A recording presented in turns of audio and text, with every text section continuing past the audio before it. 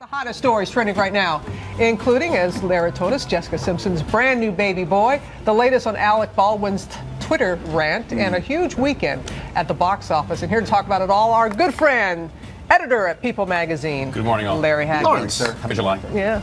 So we just heard with Lara that Jessica Simpson, I didn't know that until I came in this morning, a little baby boy. We knew it was going to be a boy. We did. That was so 14 funny months when apart. she said that. That kind of squirted out on Jimmy Kimmel back in March. Squirt.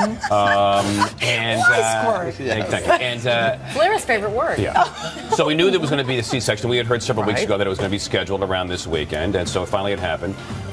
The baby's name is Ace Canute. Canute. Yes. Canute. And this is not obviously. Consider myself corrected. This is not about Newt Rockne, although the football player, the father's football player, and it's also not about Canute, the polar bear. You remember the polar bear? No, neither one of those. Eric's grandfather is Scandinavian Swedish, yes, and his name was Canute, so it's named after them. Keeping in line with Maxwell Drew's names, which are the names of the maiden names of women in the family. So the names are all Keeping it all in the family. That's really nice. I don't know where Ace comes from, so I'll have to work on that. But I love it. I think Ace is a great name. That's a great name. It's cool. It's like a cool boy nickname. It's very kind of Leave It to Beaver, isn't it? Yeah. And hey, Ace, come on in and have some soup. Come on in. And a very busy family unit. We were Yes, saying very much so. they're not married yet. Any details on that? Well, you know, they had been planning on getting married after the first baby was born, but then things happened. Babies keep getting in the way. Yeah, you know, exactly. So I was saying, we'll They're wait and see just what too happens. happy. They really are. They really are. Larry, I want to ask you about this. Alec Baldwin attacks a journalist who suggested that his wife, Ilaria, had been tweeting during James Gandolfini's funeral. Right. He did so and used a gay slur in doing so on Twitter. He has since walked his way back from it, has Alec Baldwin. However, you know, this is happening at the exact same time that Paula Deen is seeing an empire crumble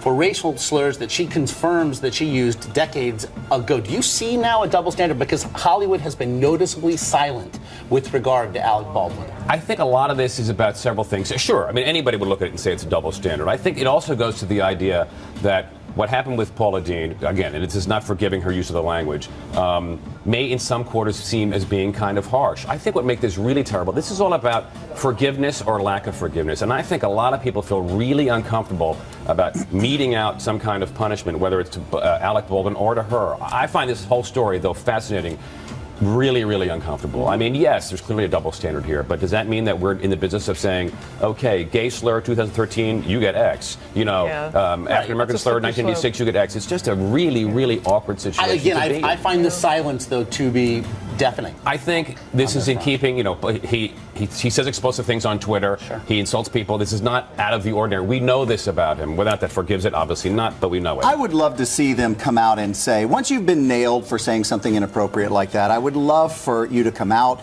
and do a PSA and teach people how it may be something that's around you all the time and you just say it out loud or you just burst out loud, but it's not okay and it hurts people's feelings. And if there's anything good about this, people realize none of this is okay, so don't do it. That's it. Moving forward, don't do it. It's not good. One last item, again, with Larry. Your pop news was like our heat index. That's how hot it was. You know what? It's that hot. But speaking of the hot, the heat.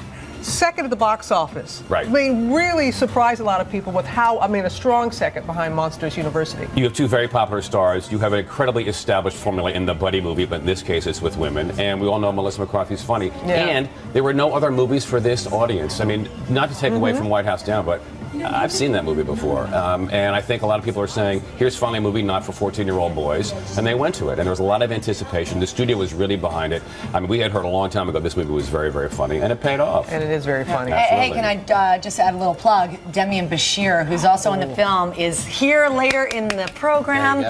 He plays Sandra Bullock's boss in the movie. He's very, very funny. He's also an Oscar nominee. Very, very funny? Yeah. Those go together? That's very funny. It's warm in here today, Larry.